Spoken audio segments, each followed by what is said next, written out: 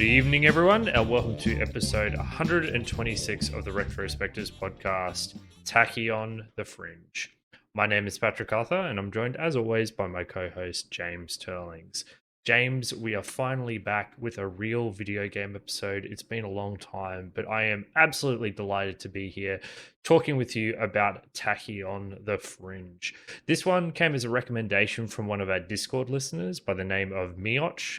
He basically said it's a version of Freelancer that doesn't waste your time, and that sounded so incredibly interesting to me because my number one problem with that game was the amount of grinding and time wasting. Had you heard of this game before it was suggested to us at all, James? I had never heard of this one before at all, so I was kind of glad when it got recommended because I was looking for something like this to play. And I'm also, like you, glad that it, I'm going to say in quotes, addressed the issues that we had with Freelancer, or at least did the opposite somewhat. So we have now an example of a game doing what we thought would be a good thing. And I'm not convinced now that I've played both that one's strictly better than the other, which comes as a surprise to me, but I think will be pretty interesting to talk about. Yeah, it's a bit of a monkey's paw situation. Be careful what you wish for.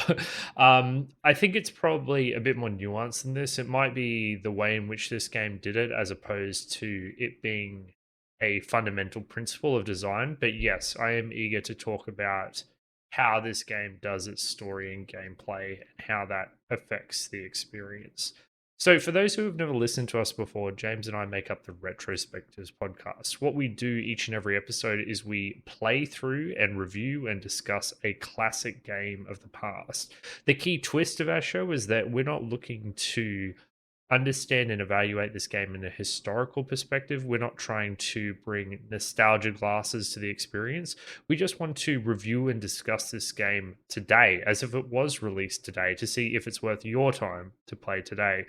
This is in many ways a very harsh standard of criticism because we're not taking into account the many, many developments that have happened in video games over the years. But we have discovered in as many cases as not that a lot of times these old games are worth your time to play today. And in some instances, the things that were done back in the past are equal to or even better than current popular design principles follow. So for Tachyon the Fringe, for those who have never heard of this game, which I think will be most of you, it's a space combat light sim, very light on the sim aspect. This is more of an arcade action game. It was developed by Novalogic and first released in the year 2000 exclusively for Windows. You play as a mercenary by the name of Jake Logan, who's voiced by Bruce Campbell. He's most famous for being the main character in the Evil Dead series, for those who have watched that. You fly around doing odd mercenary jobs for your merc employer, Galspan, before things go dreadfully wrong. This is light spoilers, but it happens pretty early on, so I'm happy to do it. A space shuttle that was meant to be carrying medical supplies abruptly explodes, destroying an entire station. You are escorting this vessel, and the blame somehow gets pinned on you entirely on your lonesome for blowing up this station.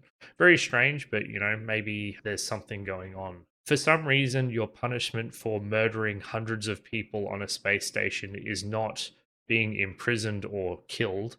Instead, you get exiled to a different area of space and can continue living your life, which I thought was a bit strange. And you end up intertwined in a battle for independence between the native fringe dwellers and Galspan, who has been given the legal right to own and mine that system. So it's a pretty simple setup. You get something dodgy is going on, you get framed for something you didn't do, and then you get embroiled in a fight for independence. Interesting thing about this game is that you get to choose a side, and the story is drastically different. So in many ways, you have to play through this game twice to get the full experience. But luckily, there are two of us who played through it, so we get the composite experience playing through it once. Before we get into it, James, I just wanted to cover some technical issues I had. So you played on the GOG version, right? Did you have any major issues? Had a few crashes here or there. Nothing like super out of the ordinary. Like you kind of expect that from playing older titles. It wasn't like there was a particular level that would always crash. Those are normally the worst instances of this. I did have some issues getting it to run at the ideal resolution, but I think you can solve that pretty easy by digging around on the old GOG forums. I think you need an external program to get it working properly. So it's all a little complicated. So there's basically this program called Nglide, and Nglide is a Voodoo 3D engine wrapper. So it basically is a, I don't really know what it is, but Voodoo 3D engine is like an old engine thing that would have been on machines in the year 2000 back when this game was released. GOG comes with it automatically included, and it seems to work better there. On Steam, it does not work very well, and I had a lot of issues getting it running. I got it working in a sense in that I got it looking beautifully and high resolution and full screen, but then my FPS and skyrocketed to 1 million, and I couldn't figure out how to slow it down. I ended up just running it in a lower resolution by tweaking with the config file, but that led to a lot of crashes. So I had to constantly switch from full screen to windowed mode in order to progress through the game. Luckily, it crashed at the end of each mission, so I was still able to progress through it. But I had to edit that config file 50 times over Oh the course of god. the game. So there's probably a better way to get it working, but I would say Probably if you just play the GOG play version, the this sounds GOG like. version. I was pretty close to just buying the GOG version again, just so I could play that. But I got through it even after a lot of pain. But yeah, if you're gonna get this game, get the GOG version. Don't get the Steam version. So James, in the spirit of what we normally do on this show, we're not going to dither about anymore. Let us get into it. So we have the setup. You are caught in the middle of a civil war. You have Galspan, which is a corporation that is invading the space because they've been granted the legal right by Earth. There was like a trial to claim the space. And then you have the Bora, who are the fringe natives, people who have lived out on this edge of space for a long time and now call it home. The fringe is like a lawless, dodgy outlaw wild west kind of space that there's less rules, there's less regulations. It is worth noting that the Bora didn't exactly even have a legal representative when they made this decision. James, let's start high here. What did you think of the conflict between Galspan and Bora? I played as the Bora, you played as Galspan. Did you feel this was a nuanced, interesting, broad conflict between these two factions, or do you think it was just big evil corporation is dumb and poor people fighting for independence? Yeah, it was pretty black and white in a lot of ways. I do think that this game there's a bit more going on than just these two factions, right? That's the core of the conflict. However, yeah, you play as Jake Logan, who has kind of been exiled to the fringe and is basically doing odd jobs wherever he can to make some money and try to make, enough or find a way to get his sentence overturned to return home.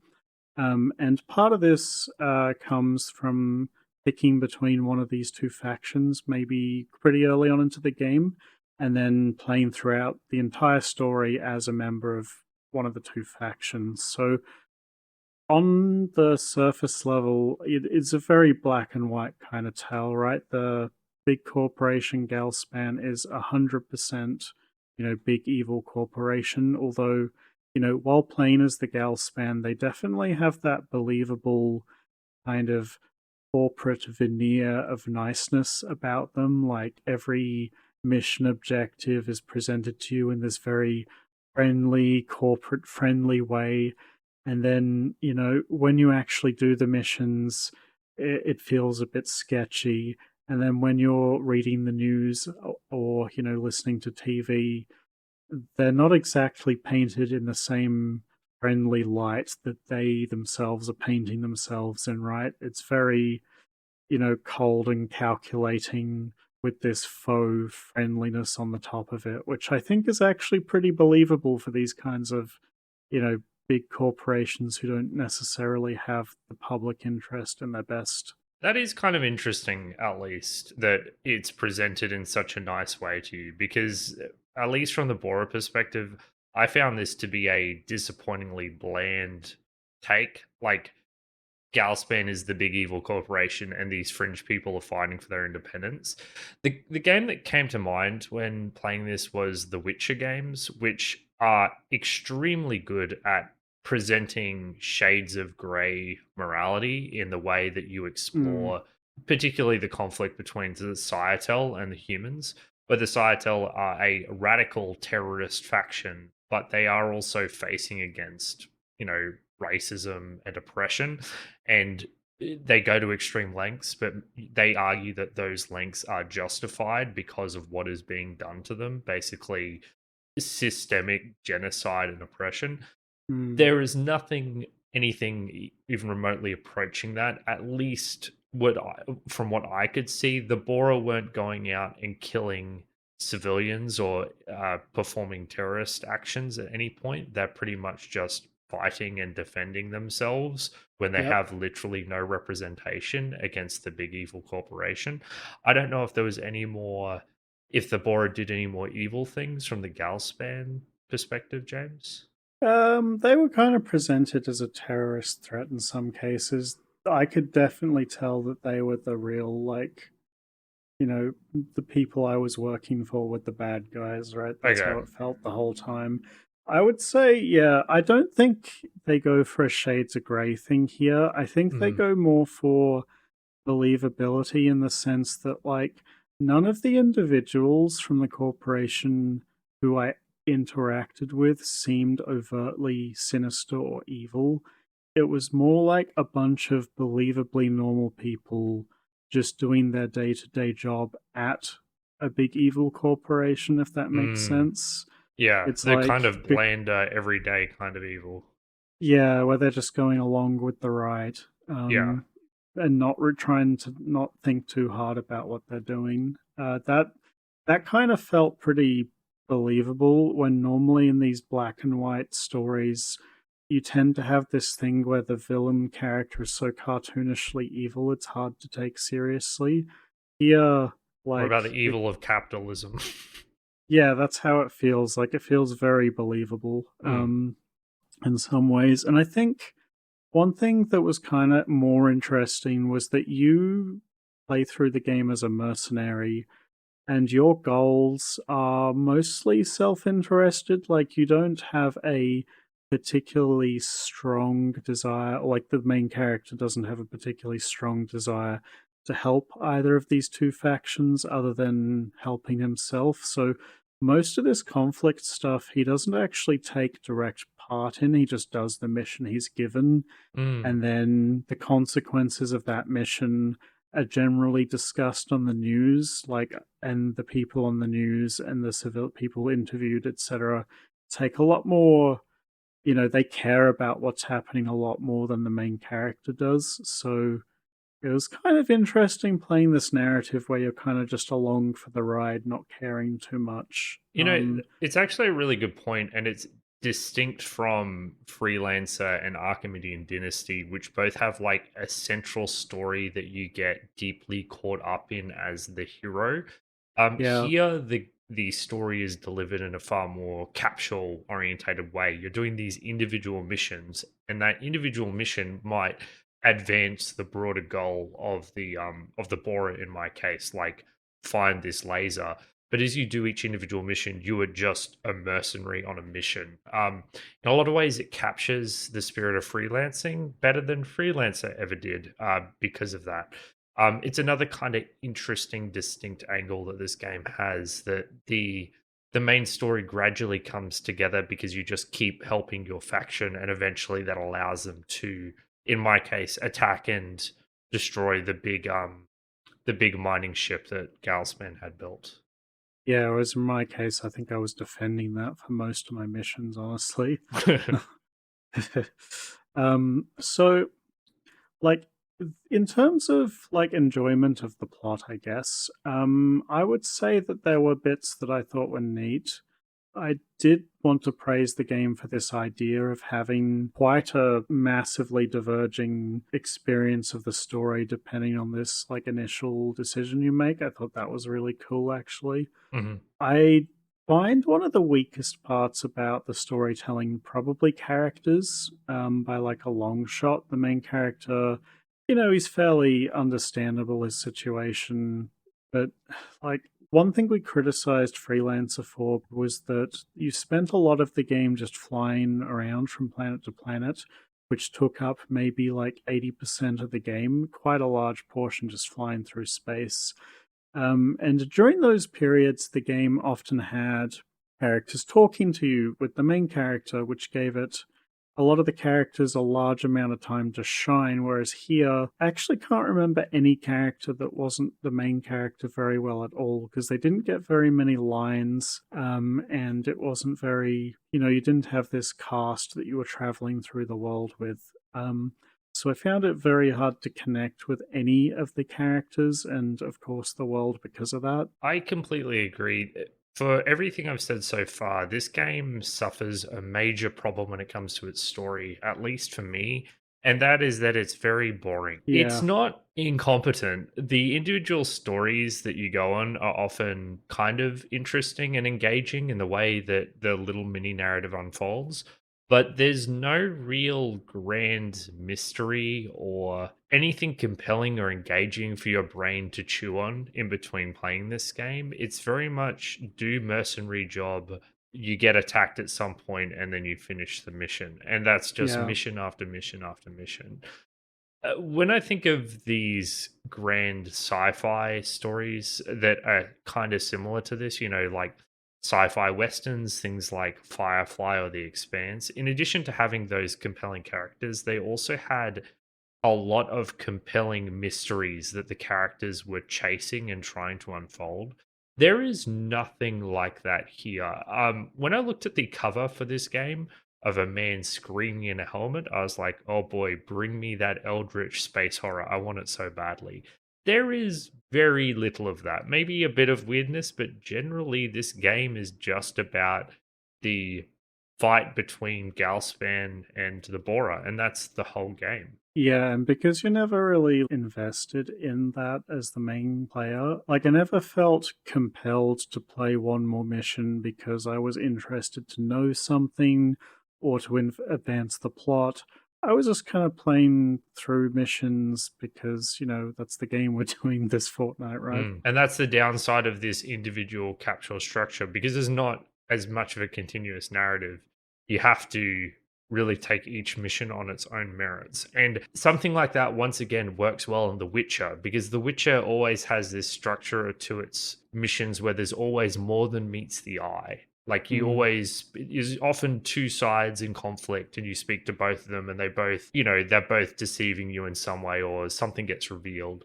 That is not really the case with this kind of storytelling. It's more you go to do job, something goes wrong, you rectify it by killing some things, and then you come home. So you don't have that kind of like compelling character work or sense of deception that would elevate these individual missions above and beyond what we get here. Yeah, and I don't want to go too far. Like, it's not a bad story. No, it's not bad at all. It's competent, right? It's Yeah, it's like competent but unexciting, is how I yes. describe it. Yeah.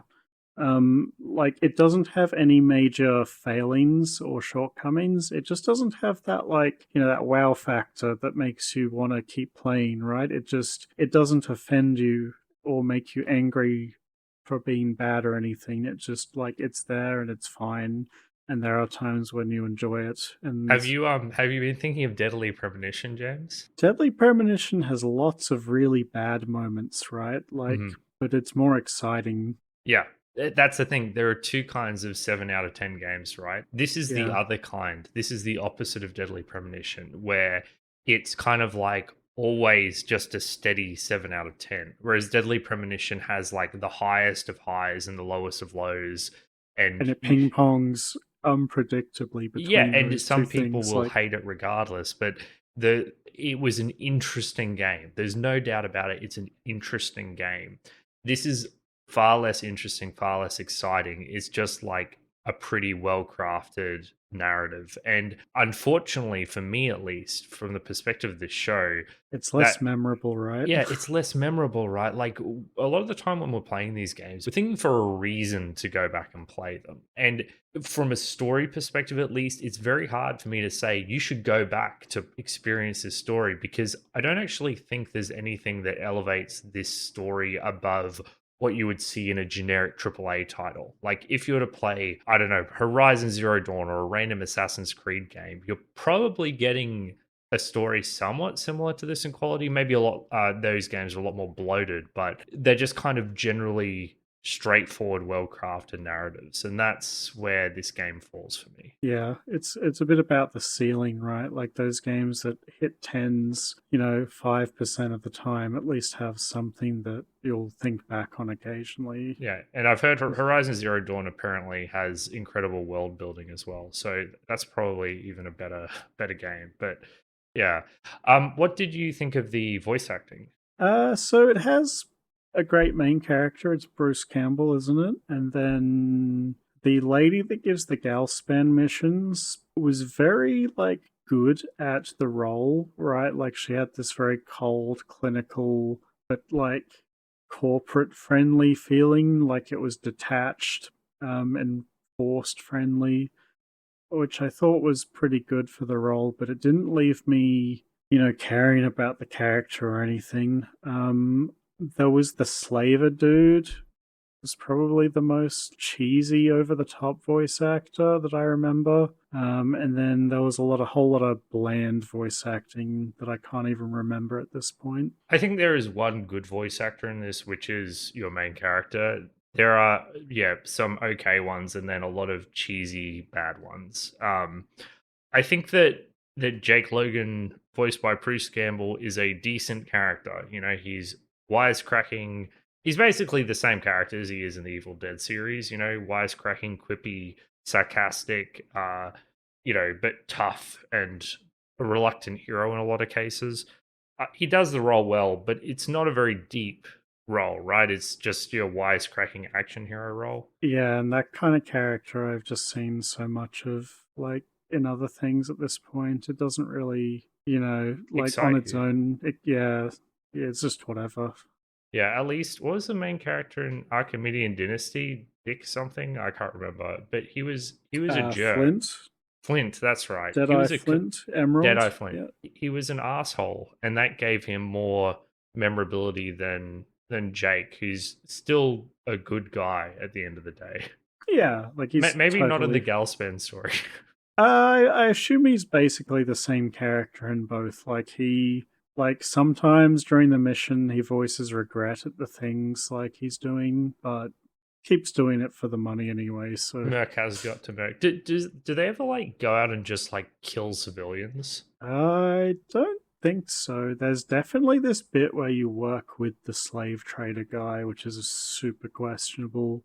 Although then later on, Galspan gets you to destroy his facility and free Okay, the slaves. So, but I think the way they spin it is that they're not doing it, out of the good of their heart. They're doing it for their own competition. ends.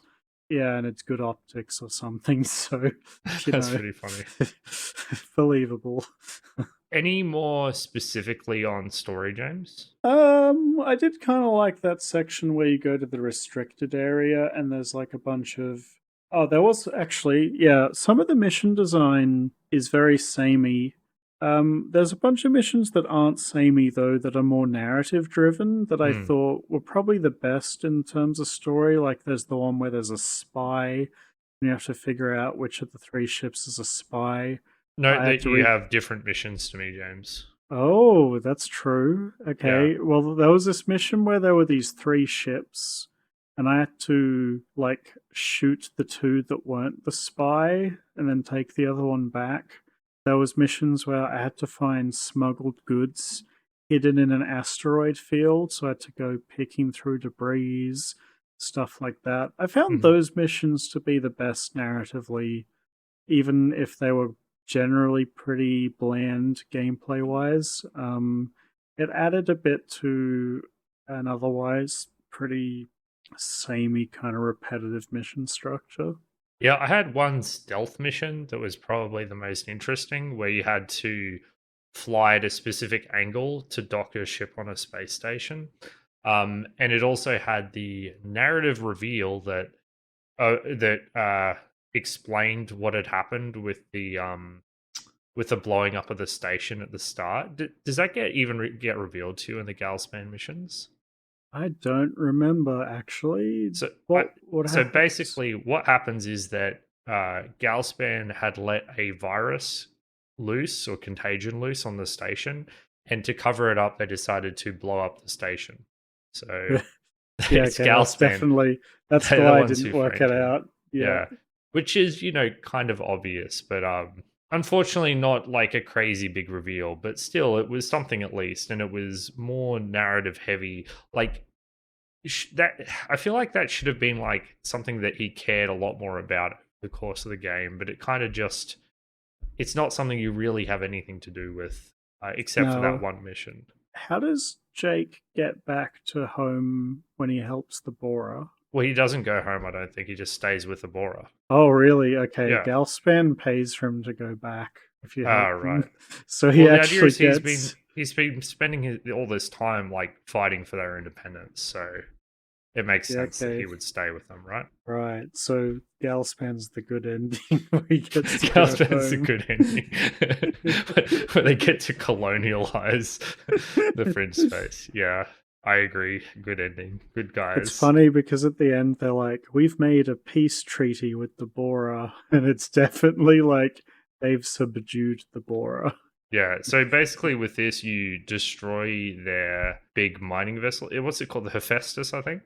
Yeah. And you're in a standoff with the capital ship. You and your the boss. I can't remember her name. Susie. Susie. I don't know. And they basically tell him, "Yeah, you've lost. You can't kill us. You know what? It would be unprofitable to shoot a missile to destroy us." And there's a news crew filming them, and the Galspan capital ship agrees and tells them to retreat. I was I like, see. man, you're betting a lot of them not shooting a single missile. Betting on them caring about profits. It's a I good mean, bet. it's a reasonable bet, yeah. And I guess you can argue that because it was being filmed, they thought it would be in their corporate interest to not, you know, Mm. not kill them. But yeah, so it ends with basically Galspan going, yeah, this is an unprofitable enterprise, so we give up. Yeah, so not super high on the story. There's some good bits, but yeah. Well, let's cut to music and then we will bridge into gameplay.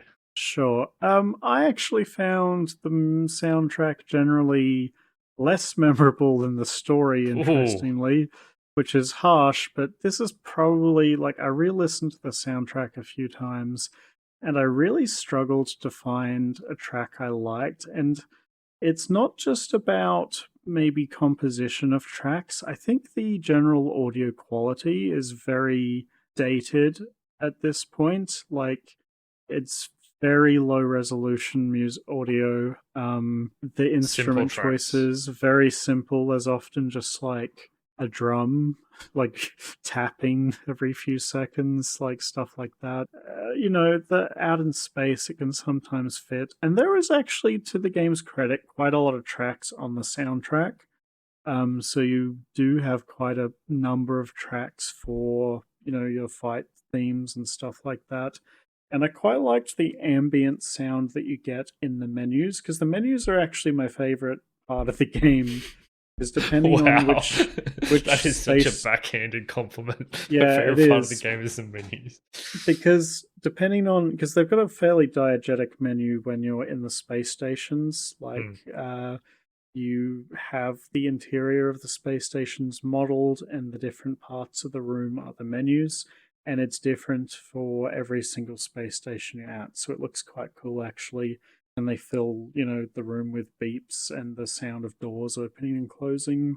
Thought that was nice. The actual music, I actually hadn't realized there were so many combat tracks because they all kind of blur together in my mind, and they're not very, distinct either. So the music from this game gets a bit of a low mark from me, unfortunately. we'll be getting into this straight after the music break because I think it's a good bridge to the gameplay. But it's important to note the kind of game that this is in terms of its broad level structure. It's not like Freelancer where you spend a lot of time moving through space, and it's not No, even like the spaces you exist in are very large. There are teleporters quite close to the space station that take you where you need to go, and there are often a second teleporter to take you to the actual space you need to go. It takes 30 seconds to get to. As a consequence, you don't have that sense of being in space, traveling through space, having that beautiful open atmosphere. And the soundtrack does reflect that. This is very much arena combat music largely. Now, the track Mm. we have picked is one that I think is the most atmospheric and interesting of the bunch, but it does have a sense of mystery to it. But this is not really the general feel of the game. I don't think it's not a combat arena track is probably more representative, but they're so, as James said, they blend into one another. So I want to pick one that I like the most. This is a track, Deceptive Plans.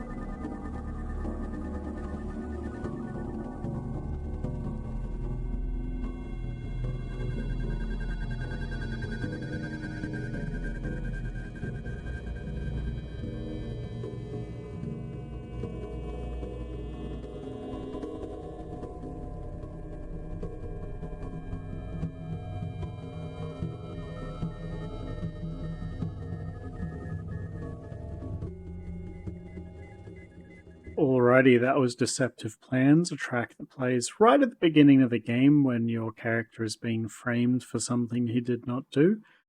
This is probably the only part that has a good sense of mystery, but, maybe not supported by the rest of the game. So that one's fine, I think. The combat music blends together a little bit, but in terms of the actual gameplay of the combat, how did you feel about the dogfighting in Tachyon compared to some other games we've played? So we've played Freelancer now, we've played Archimedean Dynasty, and we've played Equinox.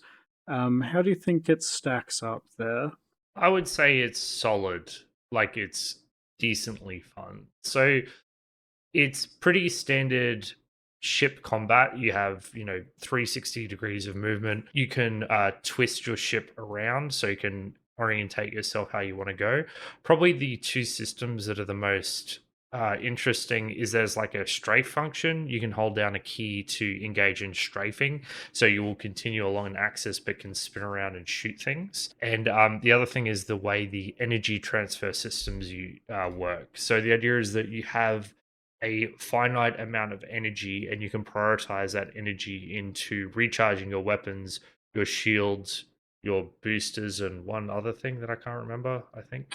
So you had shields, boosters, and weapons. Shields, boosters, and weapons. So you've got three things and you can move the energy around, which is actually extremely relevant because most of your weapons take, particularly as you upgrade your ship, end up taking quite a bit of power. So you cannot just hold down the button and shoot in this game. You've got to be a bit more deliberate in the way you approach combat, which I thought was quite good. And the more I played and messed around with the strafing, the more fun I had with it. So I think that while it does get repetitive, I had a good time with this. I think the combat system in this game is fun if relatively simple. Yeah, I think my enjoyment of it when had its ups and downs, but generally I agree, competent is the word I'd use. Energy manipulation was something I enjoyed more at the beginning and then less in the middle and more in the end again. I tended to really prioritize ship speed, so I basically swapped to the fastest ship I could, and I spent most of the game with no shields because I was constantly rerouting any shield that I was regenerating straight to either weapons or boost, so I could constantly boost and shoot no matter what. Which kind of lent into me picking the fast ship, because if you go really fast, you can't get hit, so being Mm. on low life all the time isn't too big of a downside. And going fast and shooting a lot is fun, so I Also, found, the boosting I think feels great. Like you feel it's yeah, like your screen is shaking as you're boosting, so it has this real like tactile feel to it. It's not just like you're pressing a button. It really does feel as if you're putting afterburners on. yeah. I don't know what weapon loadout you went with, but I generally stuck with medium lasers for the whole game once I got them, just because they killed relatively quickly if you could continually fire them while not draining your energy so much. And I also found that, unlike in a game like Archimedean Dynasty, where I would often tactically buy single use missiles for certain missions, I felt that missiles in this game were a colossal waste of funds when there was other stuff I could be purchasing. Because basically nothing required. Like, there was a couple of missions which required EMP torpedoes, Did as you use the opposed. EMP cannon at all? Oh, there was one. I don't think I ever got it, You honestly. might not have had one as the Galspan. It was might have been a Bora exclusive. I don't know, but I definitely used that to disable. Because I only had like two missions where I had to disable things in Oh, yeah. total, I think. Which meant that like everything else just died to lasers generally. Sometimes I would bring missiles if I had to take down like a capital ship or frigate sort of Mhm. thing. But yeah, in general, lasers just felt more economical. Yeah, they were good enough against everything, right? So they felt solid regardless. And I kind of agree with you. I predominantly use lasers. I did try and mess around with a couple of the other options. Like there's these things that if you can land them, they kind of drain an enemy's systems, but Yeah, they were those are good. super hard to land. And I was like, I could have just killed that thing with my lasers. Oh, that was one. That was one weapon actually. I remember now what I did. Is it the railgun? No. No, it was the tractor beam. Do you remember that? Oh, I didn't use that at all. Oh my god. Okay, so the tractor beam. So you can have two weapons equipped, right? You can have two weapons firing at the same time. Hmm. So the tractor beam will basically slow a ship to zero and drag it towards you constantly. Wow, that's cool. So what you do is, if you have enough power, you can just like hold a ship in place and shoot it to death. The only thing you have to be careful of is if you're pulling a ship towards you, it'll cause collision damage if you hit it, which can just like kill you outright sometimes. I had that happen many times playing this game, James. Yeah. Particularly early on, I was doing a lot of colliding with enemies because I I was found just going at max speed. Because I was finding late game that enemies were so fast that it was taking a long time to kill things, because I Mm. actually had to like keep up with them to even in the fastest ships. So the tractor beam, lets me just stand still and drag them towards me. It That's felt quite a bit cool, actually. abusive, honestly. Yeah, that's cool. um, It's something I haven't seen in these other space sims. So, Yeah, it was fun once I got it. I think once I got that weapon combined with medium lasers, I like blasted through like 8 missions super quickly because mm. you just mop enemies up. And then you hit the point where missions start to feel a bit boring because you've kind of like solved the game. So I stopped using it for a bit. I will say I found the customization in this game a little bit lacking. Yeah, There's not many ships, there's not many weapons. There's like a bunch of systems, but you can have them pretty much all equipped at once. On the lighter your ship is, the fewer systems you can have equipped. Because I was using the lightest possible ship, Right. I very regularly had to really think about which ones I had to take.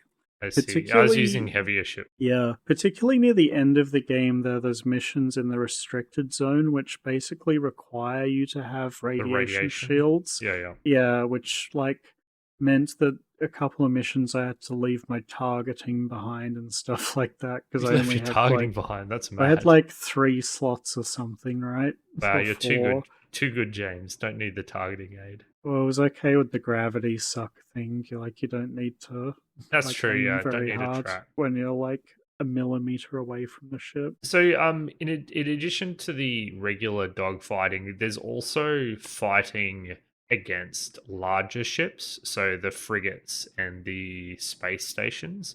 Did you find this any more interesting than the dogfighting, or was it just attacking static objects for you? Yeah, it was pretty routine. I didn't feel like I was making interesting decisions doing this. I just took out engines and then weapons, etc., Well, I shields. always went weapons first, but yeah, similar kind of thing. They're basically large ships, and there are systems on the outside that you destroy, but you just destroy them in sequence, and then you can eventually blow up the station, or they surrender, or the ship gets destroyed, or whatever it is. I wouldn't describe it as like boring or unfun. It's just like not super exciting. I was totally happy because you don't have to do this very often. It's only like I don't know, like less than 5 times in the whole game. I felt. Mm, So it's like it's a routine. nice. Yeah, it breaks things up a little bit, and narratively, it's kind of interesting when you have to do it because there's always a reason for doing it. So I was like okay to do them. And we should mention that the way I know this is more story related, but the way these missions unfold isn't just you go along, you do a thing and then you destroy the ships. There are lots and lots of narrative snippets to Mm, help tell the story and give context to what it is you're actually doing. And that means a lot, right? Like those bits that thread the story together make it a lot more enjoyable to do than if it were just physically doing the thing. I still think what's here is solid. It's ultimately pretty straightforward, but I think it constitutes as a fun experience. I think if you play this game and you have an affinity for space action games, you will have fun with this. Let's get to the big thing, James, because I think that a lot of the problems or the interesting thing about this game is that it's not freelancer. And if you were to recommend a game to someone between freelancer and this game, which would it be? freelancer, not even close. Which is Which is interesting. interesting because we were both very negative about freelancer, weren't we? Well, you were more negative than I was. That's true. So I actually went back and I looked at a lot of footage or like gameplay from freelancer recently to compare. So first thing, that game looks a million times nicer and prettier than this game does. Like that Which we game, did say in our review. Like we yeah, said that like game was unbelievably beautiful for yes, 2000. like all the nebulas and space itself, it looks incredible. Tachyon's environments leave a lot to be desired outside of the menus, weirdly enough. The actual, I don't really think it captures the vibes of space that you want. Like, I thought the restricted area was really cool, but everything else is very bland, like a very bland representation of outer space. It did not, you know, capture the vibe that I wanted from it. And one thing that we criticized pretty heavily about Freelancer was the fact that you spent 90% of the game just flying through empty space, doing nothing but holding forward, essentially. To the point where I distinctly remember like pulling my phone out and just sitting on my phone browsing while holding W for Oh like yeah, 10 minutes at a so time. gross. You're giving me Actually oh god, so bad. actually kind of ridiculous. But this game, Tachyon, it does not have that. What happens is you pick a mission, you leave the station, you fly like 10 meters to a warp gate, you enter a new zone, you fly another like 30 meters to another warp gate, you end up at the correct battle arena, you do a Cutscene battle, plays. yeah, mini cutscene plays, you do a battle, and then you fly back through two warp gates, and the whole thing takes less than like 10 minutes, like Hmm. 5 minutes or something. It's very condensed. And actually, this is kind of what we wanted when we played Freelance when we reviewed it. We were like, just cut out all of the bullshit, just get me straight to the action. And now that I have this, like you mentioned, it's kind of like the monkey paw curling, right? Like, we lost heaps of characterization because of doing this, lost that sense of immersion out in space. They didn't need to make the world look as pretty because you don't spend so much time just looking at it. It feels less big. Like, I think the size of the map in Tachyon is actually probably as big or bigger. Like, you go through multiple star systems or galaxies or something. It's huge, but you don't actually like physically travel all that distance, so it doesn't actually feel as big as space does in Freelancer. So the target audience for these games probably wants that, right? Even if to us it is a bit boring. And even I felt like I kind of missed that, Mm. although I still think Freelancer takes it too far. But here, the lack of that, you really do feel like it's missing something. And I don't think this is intrinsically doomed to failure. I think that the other side of it is that the world building from a narrative level is kind of bland. Because when you think about it, Homeworld? Hmm. Homeworld is a game that's just gameplay, right? Like you just immediately go into your gameplay. But I was still fascinated by that story because a lot of the individual missions were, I guess, the world building and context behind them was so good. Like the garden mission, I still Oh, remember that yeah. mission. Or the big ship that was mind controlling your ships. Like the the context and storytelling of that game, and the even though it was a fairly straightforward story, you were trying to get home, was good enough that the gameplay worked as is. But I can't really tell you a single thing about the different space stations or the culture of the Bora or anything like that. It's just a big bland nothingness. And I've been playing this game pretty recently and it still just doesn't stand out as memorable in my mind. But so yeah, it's all very disappointing. There's a way to do this, but this game did not succeed at it for me. And I feel like I want to play Homeworld after you brought it up, and then I just remembered that one mission and was like, no, never again. There's a sequel called Homeworld 2. Have you ever heard of it? There's Homeworld 3 now, isn't there? Yeah. Apparently it's a mixed bag, and that's being generous, but Homeworld 2 is very beloved. James, do you have much else to talk about with the gameplay? Were you utilizing strafing very much? I didn't have to, honestly. You were Once I too had, fast. oh, enemies were too slow with the gravity gun. It's just too powerful. Don't need a strafe. That's really funny. Don't even need my thrusters or my engine. Like, You they just, just, as they they just, fly close to you, shooting at you, you're like, "Come to Papa." yeah.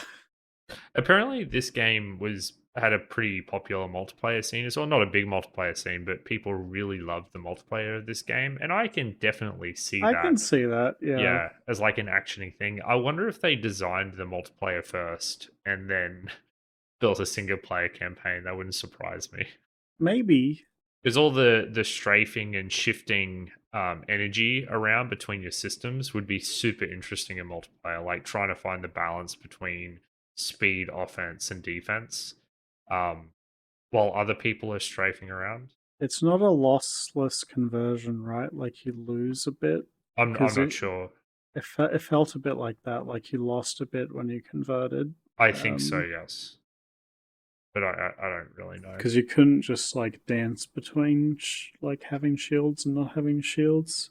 Yeah. I definitely I was like waiting to find upgraded engine and generators like you can in Archimedean Dynasty and Aquanox, and I never like it never gives them to you, which is sad.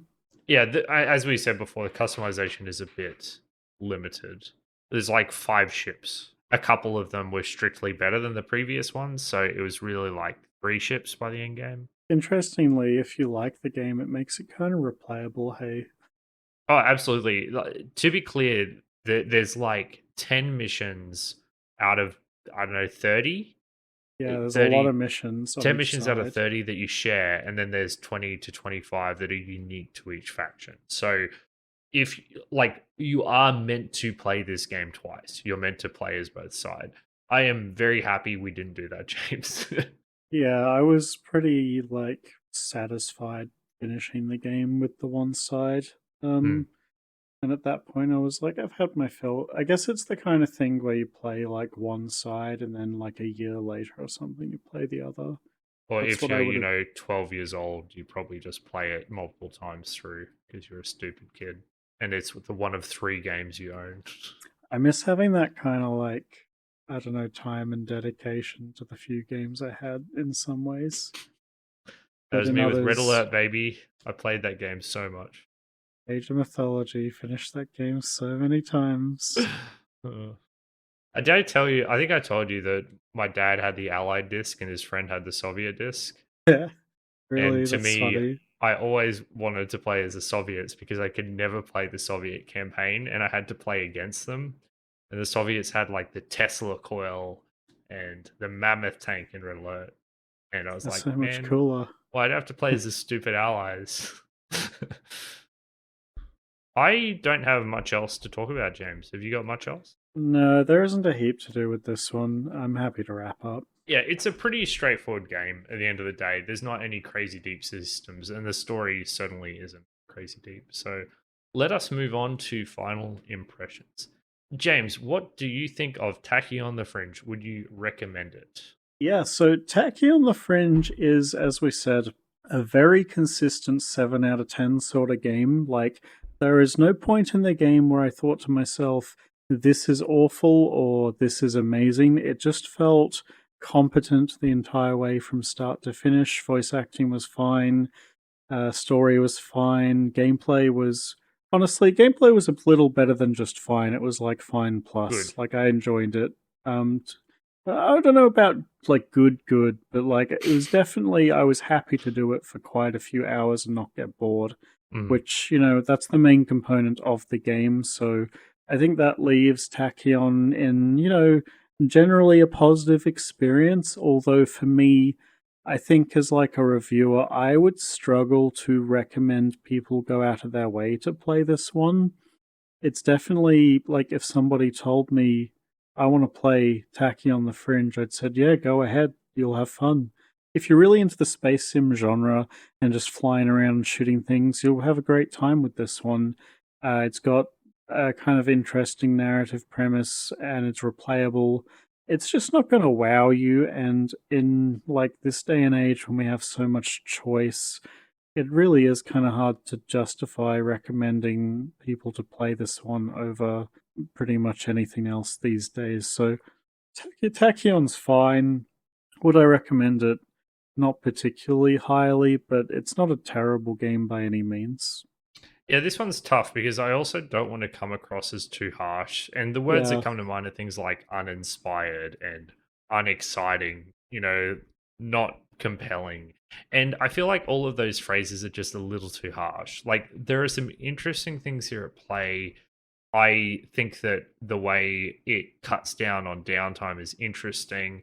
I like that you are a genuine freelancer and not it doesn't turn into you are the grand hero who is here to save the day. Even right to the end, you're still a mercenary for hire, even if you do play a major role in assisting the faction.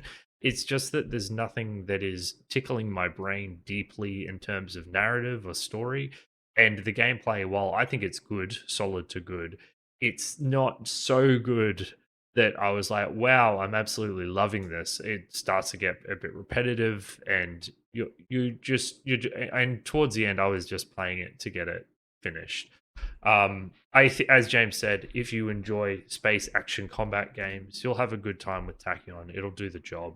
But from the perspective of today, I don't really think there's a reason to recommend this. I think that if you're looking for this kind of game, even with all of its downsides, Freelancer is still the better game because the highs are much higher and it ends up being a far more slick and engaging product. You just have to have your phone ready. And I think that I'd Yeah, rather play Freelancer with my phone ready than play through Tachyon. And I think that most people would as well, which is crazy to say, but now that I've played both, I think Freelancer is probably the better game. absolutely. I actually, watching footage of it, I was like, I kind of want to play it again. Now, it's been a few years, and I don't know, there's something about the atmosphere. Yeah, but you say that, but like then you'll be like going through the rings slowly, and you'll be like, "Why? What am I doing?" Yeah, I'll play like 2 missions, and I'll be like, yep, I that's I that's do know what that I've had my fill. I do know that Freelancer has a lot of like really cool mods for it. So, but you're not like That game's got like a bit of a cult following. Hey, yeah, I don't think there's a Warhammer 40k, but there's like Battlestar Galactica. There might be an Expanse one. I don't know. There's probably something if you are deep into sci-fi, some kind of universe that probably fixes the ring issue. Like it just puts you through at 10 times speed or something. But unmodded freelancer, geez, I don't think you actually want to play that again. You're just romanticizing yeah, maybe I want to play it for like an hour. it for 3 minutes of gameplay. Yeah, yeah, we'll see. Okay, I think that about wraps it up. Thank you so much for listening to us. James and I are the Retrospectors podcast. All of our content is on our website, which is rspodcast.net. 126 episodes. If you enjoy this or are interested for more, highly recommend you check out our other episodes. Um, we have a Discord server. This is where we engage with our community and get game recommendations. Thank you again, Miot, for your recommendation. I'm sorry we didn't love the game as much as you were maybe hoping, but got to be honest about how we feel. So, but it was a cool recommendation, and I'm kind of glad we did it because of the contrast with Mm. Freelancer. It was definitely an interesting game to talk about from that angle. So please, we would love if you would drop on by, whether to talk about games old or new, or to shoot us a recommendation. And if you would like to support the show monetarily, we have a Buy Me a Coffee page. We'll put links to all of that in the show notes. James, what are we doing for our next episode? Alrighty, so it is now the new year 2025, and that means we have a whole new year that is available to us with our 15-year cutoff, which means we finally get to play a game I've been wanting to try since we began the show, which is a DS title called Ghost Trick Phantom Detective, a puzzle game, which is always exciting. We don't get to do those very often, although I guess we will get to do them more and more as more become available. I feel like that genre just did not exist outside of like adventure games. Zubinis. Yeah, but now the whole world is our oyster, and we get to play Ghost Trick, which I have been told many times is an absolutely, masterpiece of a game. So I'm hoping that, that opinion holds up. I'm told not to look up any spoilers for this one because it's very narrative driven. So yeah, looking forward to finally giving this one a try. And my goal is to get a 100% legal copy of this on my Steam Deck. So that should be fun. I'm sure Well, it I can should be figure that out. possible now. Yeah, it actually got a remaster last year or the year before. There's like a Switch port, and you can actually get it on Android and iOS now And as a well, I Steam Deck think. is a Switch, James, in a That's manner of true. speaking. Yeah. Yeah. So yeah, we'll see I'll see which version we end up going with, and we'll let you guys know. But yeah, very excited for this next episode. You still have your 3DS, right? Yeah, I do. But remember, the eShop's dead. I How wonder. much Okay, is a physical copy? yeah, so after COVID, the physical copy of DS games rose astronomically. Let's have a look. I'm going to do a quick Google. Wow, Ghost compelling Trick. content. I love it when we do stuff live on air, James. The listeners love it. Oh no, there's a copy. There's a copy for like $100 AU. Don't Uh, don't do that. Just steal Why it. not? That'll What a be joke. fun. $100. Oh, why do that when you can get it for free, James? Not that I would ever endorse that. It would be interesting because obviously the 3DS is a unique platform. Even if we mentioned this on the last episode, that the 3DS really does feel like the one device where it weirdly still occupies a niche where it can give you a unique hardware experience. We'll see. We'll see. We'll see if James wants to splurge. Yeah, it's more about will they post it in time? Alrighty, well, thank you so much for listening to us, and we will see you again in a few weeks' time for Ghost Trick Phantom Detective. See you later, guys. Bye.